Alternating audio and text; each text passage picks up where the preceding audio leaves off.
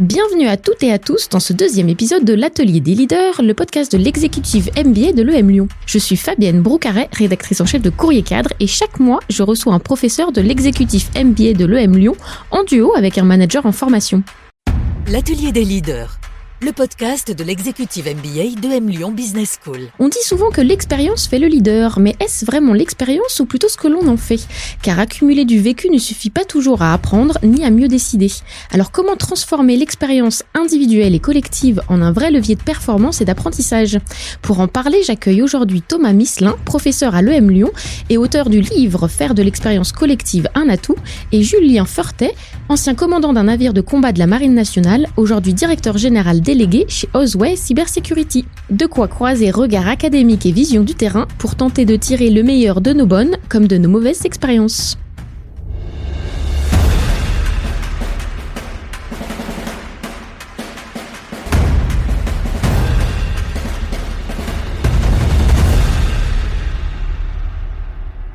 Bonjour Thomas.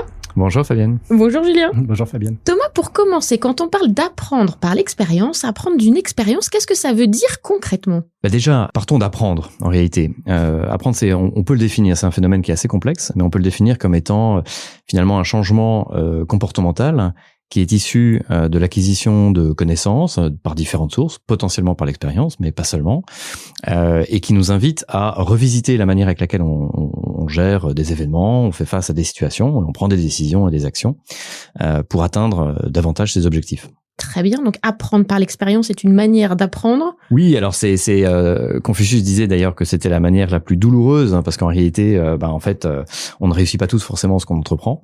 Alors l'intérêt quand on commet des erreurs ou qu'on n'est pas tout à fait sur objectif, c'est que ça nous met en vigilance. En réalité, on est attentif, évidemment, parce qu'on est des êtres très intentionnels.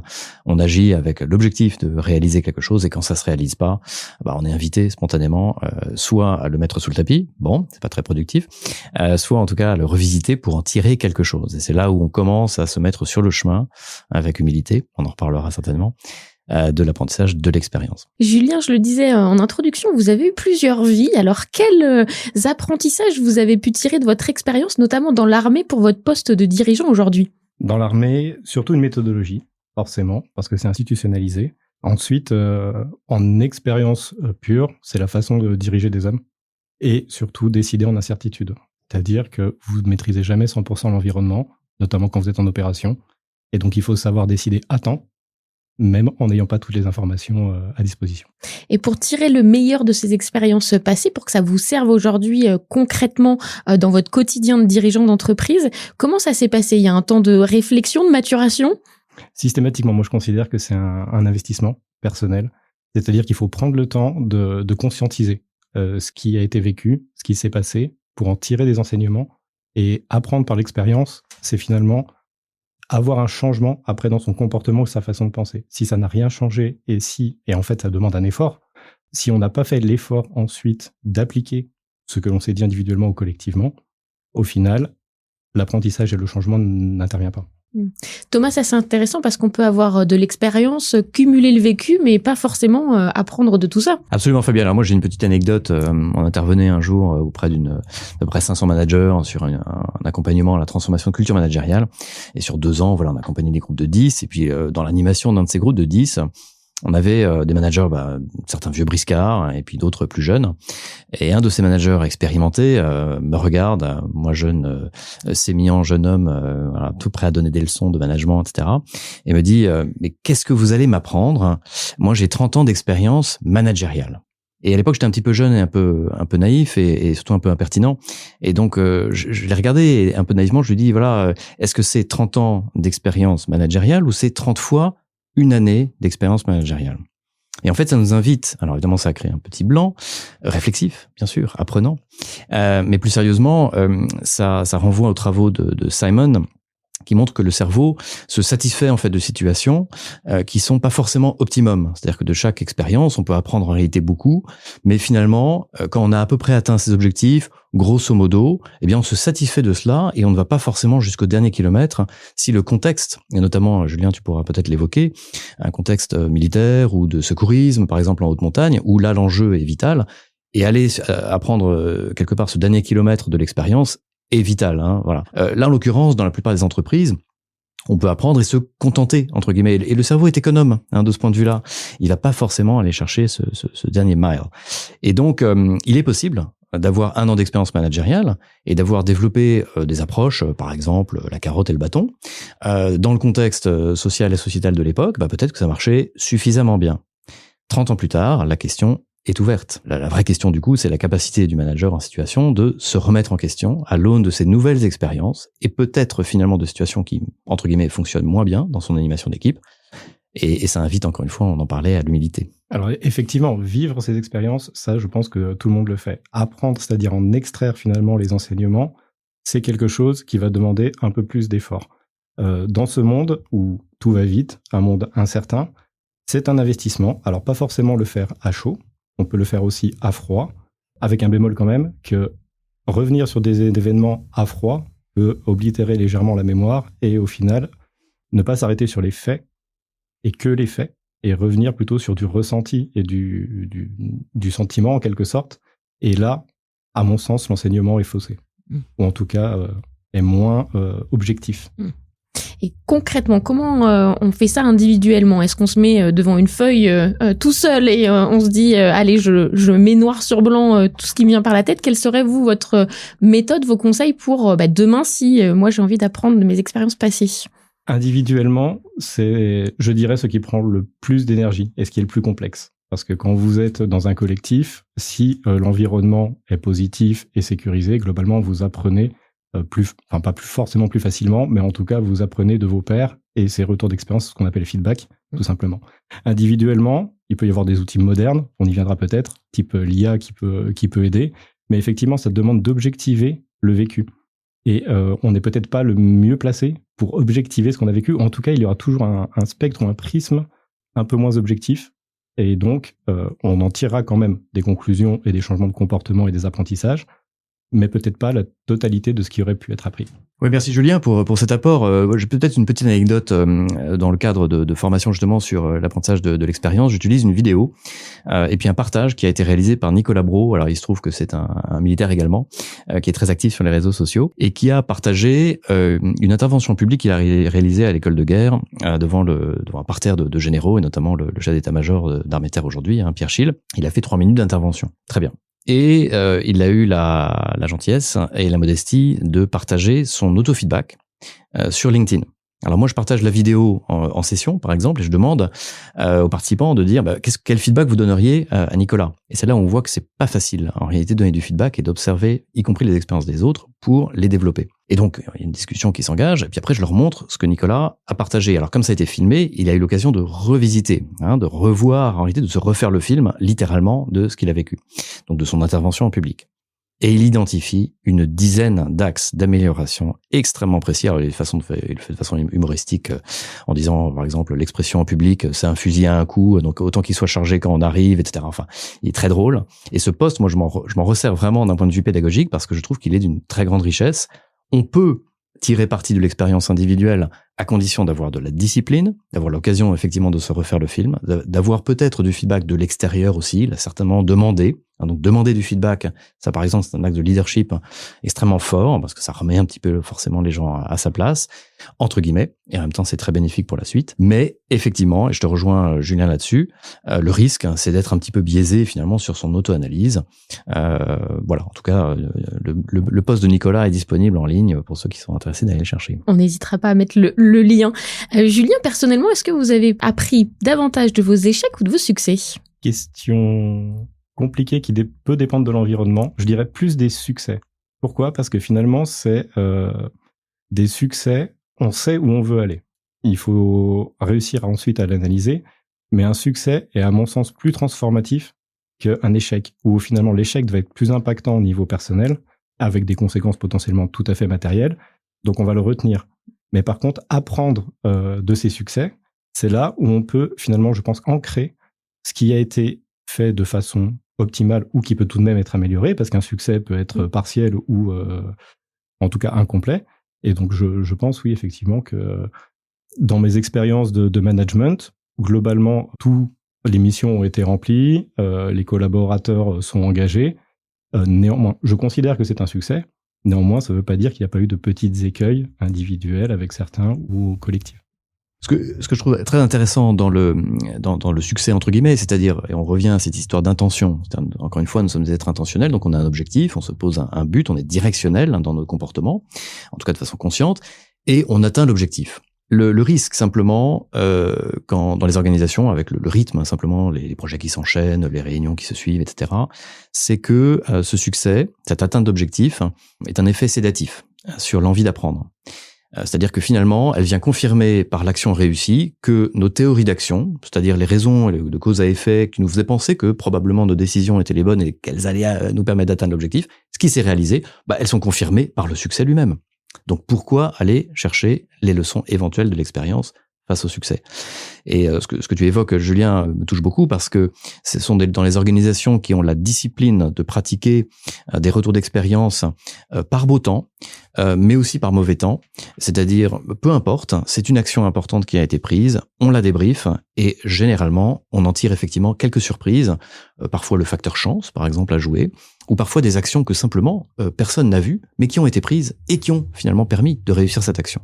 Donc les hypothèses de notre théorie d'action sont quand même potentiellement mises à jour, challengées par ce débriefing du succès. Alors Thomas, vous parliez de retour d'expérience. C'est des choses qui sont pas forcément faciles en entreprise. Quels sont les ingrédients, les étapes peut-être d'un bon retour d'expérience? À quoi ça tient? Alors il existe une multitude d'approches, de méthodes, etc. Alors ce qu'il faut comprendre, c'est que c'est quelque chose, on peut parler d'un triptyque par exemple autour de cette méthode, de cet outil ou cette discipline. On va avoir ce qu'on appelle en anglais un toolset, c'est-à-dire un protocole, des règles à suivre. Donc par exemple, répondre à 4 questions qui se suivent. Ça va être quelle était notre intention? On se redit quel était notre but. Qu'est-ce qui s'est vraiment passé? On va chercher du feedback. Pourquoi ça s'est passé comme ça? Donc on devient un peu monsieur et madame Sherlock Holmes et on essaie de comprendre finalement les causes et les effets. Et puis 4e question, c'est qu'est-ce qu'on fait maintenant ou la prochaine fois qu'une situation similaire se présente? Donc ça, c'est le protocole. Mais derrière, il y a l'état d'esprit dans lequel ça se passe, ce qu'on appelle le mindset en bon français. Et après, pour réaliser finalement ce protocole et le vivre dans le bon état d'esprit, ça demande des compétences interpersonnelles, ce qu'on va appeler le skill set. Donc toolset, mindset, skill set pour un retour d'expérience. Julien? Effectivement, pour moi, l'environnement aide à pouvoir faire ce retour d'expérience. Et à mon sens, il faut vraiment différencier l'écriture de rapports, tout simplement, qui sont lus une fois ou pas, et vraiment le standardiser, processer ce retour d'expérience qui nécessite, comme l'a dit Thomas, des conditions finalement de sécurisation pour pouvoir avoir la liberté de parole ou la liberté d'écriture, et derrière avoir forcément des conséquences ou des implications en termes de changement de process ou aussi de changement de mindset parfois. À l'armée, c'est un exercice qui est très codifié? Alors c'est codifié et c'est même doctrinal. C'est-à-dire que nous avons des recettes, en fait, qui sont appliquées dès les premiers jours quand nous sommes intégrés. Et au final, en tout cas pour moi, dans la Marine nationale notamment, toute action est systématiquement briefée et débriefée, qu'elle soit couronnée de succès ou que ce soit un échec partiel. Pourquoi? Parce que tout simplement, on ne peut pas se permettre l'échec dans certaines opérations. Et au final, c'est l'un des rôles managériels de pouvoir permettre ce retour d'expérience, donc avec forcément des points à aborder, mais aussi dans des situations, le format de ce retour d'expérience change. C'est-à-dire que vous ne faites pas le même retour d'expérience quand vous avez finalement 10 minutes entre 2 opérations ou 2 exercices ou 2 actions à mener que quand vous le faites à froid, a posteriori. Quel rôle, selon vous, pour les managers dans ces retours d'expérience? Quel est vraiment leur rôle et au contraire, quel est le rôle aussi de l'équipe, parce qu'ils ne sont pas tout seuls? Pour moi, le rôle du manager, c'est vraiment la sécurisation de l'environnement, c'est-à-dire permettre ou autoriser la prise de parole, essayer d'effacer les égos, et finalement orienter les débats ou orienter les échanges sur des faits. On ne prend pas quelqu'un à partie, on ne juge pas les personnes, on juge les faits, et après on essaie de juger finalement les procès chapeaux et comment on accompagne individuellement et collectivement pour réussir à s'améliorer en quelque sorte. Je crois que tu termines par ce point absolument essentiel, c'est-à-dire que le rôle du leader, ça va être de centrer l'attention du retour d'expérience, qui est une réunion simplement particulière de l'équipe, sur le développement de la performance. C'est-à-dire c'est ce cadrage central. On n'est pas là pour chercher les coupables, on n'est pas là pour pointer du doigt. On fait des erreurs, des approximations en permanence et au quotidien. À la fois des erreurs sur des tâches, sur des missions, sur la réalisation d'une partie de projet, mais aussi des erreurs d'un point de vue interpersonnel. C'est-à-dire qu'on prend trop de place, on parle trop, peut-être c'est mon cas maintenant, enfin que sais-je, etc. Donc en fait, de toute expérience, on a ces deux dimensions d'apprentissage, et le rôle du leader, c'est de créer les conditions dans lesquelles des discussions vont pouvoir avoir lieu sur ces deux volets au service du développement de l'équipe. Et donc, une erreur est faite, finalement, génial. On va en tirer on va en tirer de la valeur pour la suite. Une action est un succès, formidable. Qu'est-ce qu'on a appris, qu'est-ce qu'on a consolidé, qu'est-ce qu'on n'a pas vu, et on avance, et c'est génial. Beaucoup de managers manquent de temps. Donc, en nous écoutant, ils peuvent se dire, oh là là, on va se rajouter des réunions à la réunion et tout ça va encore nous prendre beaucoup de temps dans notre quotidien. Alors, est-ce qu'un bon retour d'expérience, ça peut être quelque chose de rapide, certes peut-être de systématique, mais en tout cas, c'est pas quelque chose qui nous alourdit dans le quotidien? Alors, ce sera forcément dans tous les cas un investissement, donc ça prendra du temps. Maintenant, à l'heure où on parle de retour sur investissement, le ROI peut être jugé important, même s'il est potentiellement immatériel. Et donc, on peut très bien faire des débriefings en 5 minutes, en 10 minutes. Alors, certes, ça peut coûter cher dans un quotidien aussi, mais si c'est pour gagner plus tard de l'efficience ou de l'efficacité, c'est un investissement. Donc, ça peut être fait avec des questions très simples. Si l'environnement est propice à l'échange, ok, voilà l'objectif. Et parfois, c'est peut-être le plus compliqué aussi, initialement, de définir quel était l'état final recherché, qu'est-ce qu'on souhaitait atteindre, et pour après donner la liberté de parole en disant, moi, voilà ce que j'ai compris, voilà ce que j'ai fait, et puis finalement faire un retour complet. Ça peut être rapide. C'est d'autant plus, Fabienne, rapide ou simplement efficace en termes de processus que c'est une pratique régulière. C'est-à-dire qu'une équipe et puis pour le coup, dans le cadre de mes recherches, moi j'ai suivi un comité de direction qui a pratiqué le retour d'expérience systématique après son comité de direction, considérant que la gouvernance de l'entreprise était un élément clé du succès ou un facteur clé contributif au succès de l'organisation, ce qui est probablement pas faux. Hypothèse intéressante. Et donc, ils ont décidé d'investir du temps sur leur propre fonctionnement, à la fois sur les tâches, la prise de décision, le temps de parole, etc., mais aussi sur les relations interpersonnelles, sur la manière avec laquelle ils se questionnaient, ils s'interrogeaient, ils faisaient face à l'altérité quand ils n'étaient pas d'accord, etc., etc. Et donc, c'était à peu près une demi-heure, le lendemain ou le surlendemain de chaque codir. Et dans le temps, on observe des habitudes qui se développent, c'est-à-dire des compétences qui se développent. On revient sur ce fameux skill set, et finalement une facilité pour les rendez-vous de codir. Et pour d'autres rendez-vous d'ailleurs, quand ils se retrouvent pour des avant-ventes ou sur des projets complexes, ils vont se dire tiens, on fait un rétex rapidement, et ils ont le protocole en tête, ils ont l'habitude, et donc là ça dure un quart d'heure, ça dure 20 minutes. Finalement, combien de temps on passe à la machine à café encore aujourd'hui, même au temps du télétravail? Finalement, pourquoi pas investir ce temps pour apprendre de l'expérience? Oui, j'aime bien l'idée d'investir son temps. C'est pas une perte de temps, mais c'est un investissement Absolument. utile.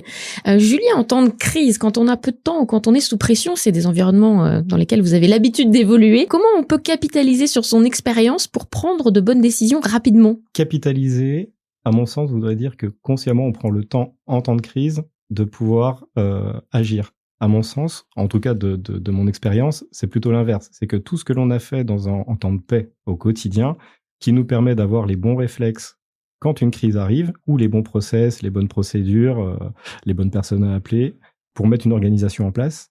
Et donc, apprendre par l'expérience en même temps qu'on la conduit, me paraît un peu plus compliqué. Pour autant, il existe dans les organisations des éléments qui permettent après de capitaliser dessus, que ce soit des journaux de décision où on entre peut-être a posteriori le contexte, qu'est-ce qui a été décidé, pourquoi, quels inputs ont permis de prendre telle décision, pour ensuite, après, réapprendre de cette crise.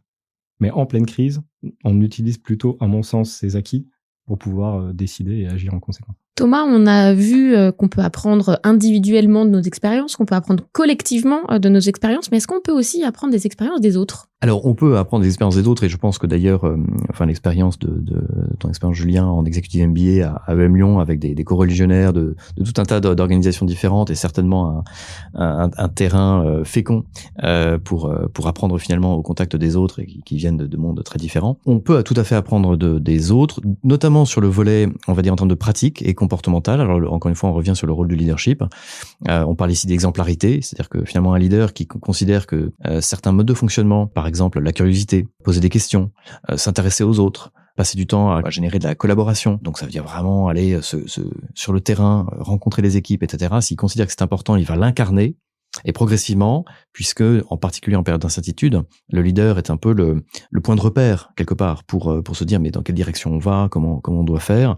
Et bien là, il y a vraiment une opportunité de leadership pour infuser, pour diffuser une culture particulière face à ces événements, simplement en l'incarnant au quotidien et en pratiquant finalement ce qu'on prêche, quoi. Donc l'exemplarité, Et là, tous les collaborateurs, le système va apprendre en observant finalement la manière avec laquelle on gère cette situation dans le contexte. Alors Julien, Thomas le disait, l'apprentissage par l'expérience est au cœur de l'exécutif MBA de l'EM Lyon. Est-ce que vous pouvez nous raconter un petit peu concrètement, ça passait par quoi? Par des mises en situation, par des cas concrets à gérer ensemble? Énormément de choses. Tout d'abord, rebondir sur ce qu'a dit Thomas, c'est qu'effectivement, la confrontation à ses pairs. L'environnement est clairement sécurisé. Dans un executive MBA, il n'y a pas de compétition, il n'y a pas d'intérêt personnel outre mesure. Et donc, en fait, les feedbacks, donc déjà, sont processés dans le cadre de ce programme. Donc, c'est des feedbacks qui sont positifs, qui sont constructifs. Et effectivement, on est confronté à la réalité en permanence dans des cas d'usage potentiellement amenés par des collègues de promotion, des cas auxquels ils sont confrontés dans leur entreprise, que ça soit gérer une stratégie, un développement marketing, un go-to-market produit, de la finance. En gros, tout ce qui est théoriquement abordé dans le programme est finalement expérimenté sur des cas réels. Et ce qui était très intéressant, moi je me rappelle une discussion qui a duré jusqu'à tard dans la nuit, tôt le matin, avec un collègue sur son entreprise, sur une thématique très particulière, où finalement il se dit, ça m'a ouvert les yeux. On a fait des retours sur l'organisation, sur les décisions prises, sur la stratégie notamment. Et en fait, il a pu la challenger et au final, je ne veux pas dire ouvrir les œillères, mais en tout cas permettre cet échange. Et là, l'apprentissage, vraiment sur du concret et en interaction, est vraiment le point fort de ce programme. Et il y a un mot qui revient beaucoup, c'est le feedback. Thomas, c'est vraiment une des clés pour apprendre par l'expérience, savoir faire de bons feedbacks. Oui, alors là, on revient vraiment aux fondamentaux finalement de travaux cognitifs, notamment menés par Stanislas Dehaene au Collège de France, qui parle de 4 piliers de l'apprentissage. Alors lui, s'intéresse beaucoup au contexte de l'apprentissage de l'enfant. Et le feedback en fait partie. Il y a aussi la mise en pratique, il y a l'action. Et puis il y a aussi la consolidation qui est le sommeil, on oublie souvent. Mais donc le feedback, c'est absolument essentiel. Enfin, c'est la vie. C'est-à-dire qu'en fait, on prend une action. Si on n'a pas un retour du terrain, d'où l'intérêt, d'ailleurs, pour des leaders qui parfois peuvent être un peu éloignés du terrain, d'aller chercher volontairement du feedback sur ce qui se passe dans les activités, etc. Eh bien, tout simplement, on peut être déconnecté du réel. Et après, on va avoir de l'information qui est filtrée par tout un tas de personnes qui peut-être sont bien intentionnées la plupart du temps, mais qui filtrent quand même la donnée et qui vont présenter du feedback, mais qui est cuit et recuit et décuit, etc. Bon, et donc dont l'utilité du coup pour le dirigeant est discutable. Donc le feedback est essentiel et comme on a des difficultés parfois à donner du feedback, c'est un geste qui est très particulier. De quelle autorité je donne du feedback? Comment ça va être reçu, je suis pas sûr des conditions, je suis pas complètement sûr d'ailleurs du feedback que je donne, alors du coup, qu'est-ce que je vais dire, etc. Et ce qui est vraiment très utile, c'est d'aller chercher du feedback. C'est-à-dire donner l'autorisation à quelqu'un d'autre de faire un retour. Et là, ça apaise tout de suite puisqu'on a une autorisation de porter un regard avec les limites, mais aussi l'intérêt et avec l'envie de contribuer au développement de son interlocuteur. Donc là, ça facilite le contact, mais c'est essentiel pour l'apprentissage. On vit dans un monde, comme on l'a dit, qui accélère énormément. On ne peut pas ne pas parler de l'intelligence artificielle. Alors selon vous, est-ce que c'est une aide pour apprendre par l'expérience? Est-ce que ça peut être un outil, un bon coach? L'intelligence artificielle a quelque chose d'intéressant, à mon sens, c'est qu'elle est, alors je ne vais pas dire forcément objective parce qu'elle a été entraînée, mais en tout cas, il n'y a pas de ce que disait Thomas, effectivement, il peut y avoir de l'objectivité dans la réponse. Et le fait d'utiliser de l'IA déjà pour potentiellement se faire challenger, il y a déjà l'accord tacite, en fait, c'est qu'on accepte de se faire challenger. L'autre intérêt que j'y vois, c'est que si on veut avoir finalement des retours pertinents, ils ne le sont pas toujours, ça nous force à nous investir, à recontextualiser, c'est-à-dire à décrire précisément le contexte, à décrire les décisions, le pourquoi de ces décisions, par exemple, un peu comme finalement automatiser un feedback et derrière avoir posé ces questions et finalement dire là j'avais un doute, il s'est passé ça, et on peut donner des points de vue, c'est-à-dire d'un point de vue d'un collaborateur, quel feedback peux-tu me faire, d'un point de vue direction, quel feedback peux-tu me faire, ça peut être une aide. En tout cas, c'est quelque chose qui force à processer parce que sinon les réponses ne sont pas à propos. Et on peut se faire challenger assez facilement. Alors, ce qui est formidable avec l'IA, dans la discussion autour d'un retour d'expérience, c'est que le retour d'expérience est un sujet, un phénomène 100% humain. C'est 100% organique, c'est-à-dire que l'IA ne va pas vivre une expérience à notre place. Et donc, le débriefing entre les personnes qui ont vécu cette expérience, parce que c'est bien ça le sujet, ne peut pas être remplacé par l'IA. On peut identifier peut-être 2 contributions. Et d'ailleurs, EM Lyon travaille, et peut-être bientôt pour l'Executive MBA, mais dans certains programmes avec une entreprise qui s'appelle Yoga, et qui travaille sur la capitalisation des connaissances. Et donc là, effectivement, l'IA peut apporter 2 éléments. Le premier, c'est des formes de compte-rendu, finalement, c'est-à-dire partager le best-of par écrit de ce qui aura été partagé en retour d'expérience, qui peut être fait par Teams ou même en présentiel. Et donc, on a rapidement un document qui est opérationnel, qui va être centré sur qu'est-ce qu'on fait la prochaine fois, sur la 4e question, probablement, par exemple. Et donc, vraiment est très aidant pour passer à l'acte, ce qui est l'enjeu de l'apprentissage, hein, comme on l'a dit tout à l'heure. Le deuxième élément, c'est que l'IA peut également donner un feedback très objectif sur tout un tas de paramètres qui contribuent à faire d'un rétex une réunion productive.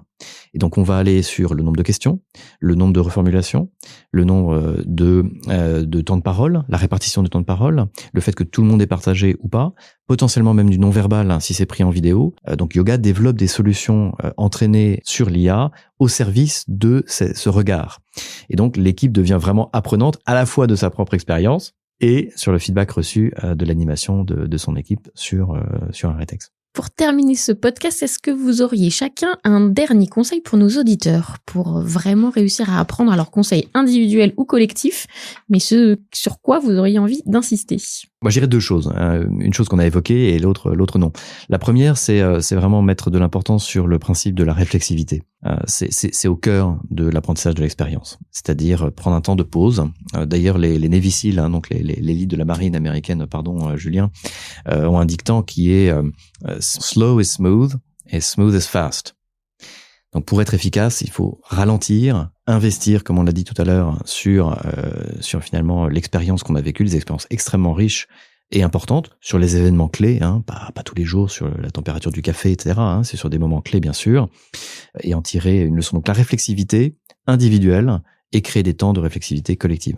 Et la deuxième, c'est aller chercher du feedback au quotidien, dans sa famille, de ses enfants, de ses pairs, de ses collaborateurs. Et Fabienne, peut-être tout à l'heure, vous nous donnerez également un feedback sur ce podcast. Mais je compte sur vous aussi réciproquement.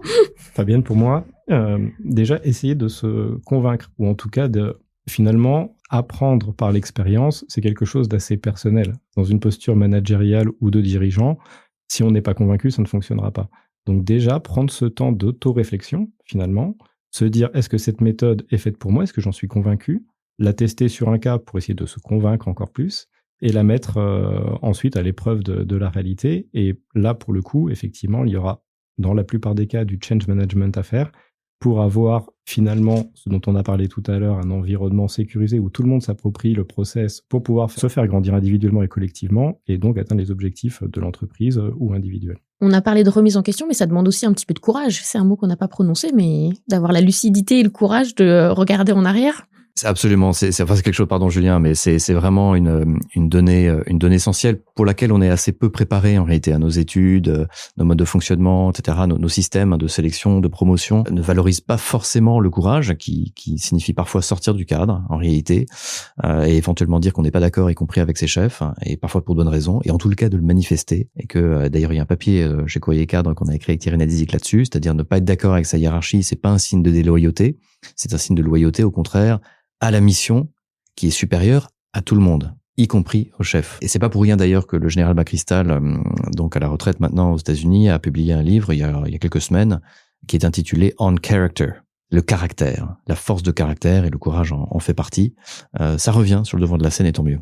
Ça demande certes un courage personnel, mais je pense que la question à se poser, c'est est-ce que ce courage m'est imposé ou est-ce que je le fais volontairement et consciemment? Dans le monde dans lequel on le vit, c'est du darwinisme. La crise s'imposera, on ne sait pas quand, mais elle va certainement s'imposer, et donc il faudra changer. Donc autant que ça soit volontaire, que ça ne soit pas subi, et que du coup on prenne ce temps-là, et pas en temps de crise, pour pouvoir mettre en place ces process et acquérir ce courage pour changer. Et bien ça fera un beau mot de la fin. Merci à tous les deux, c'était un plaisir de vous avoir pour ce 2e épisode de l'Atelier des leaders.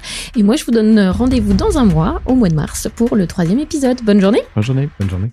L'Atelier des leaders, le podcast de l'exécutive MBA de M Lyon Business School.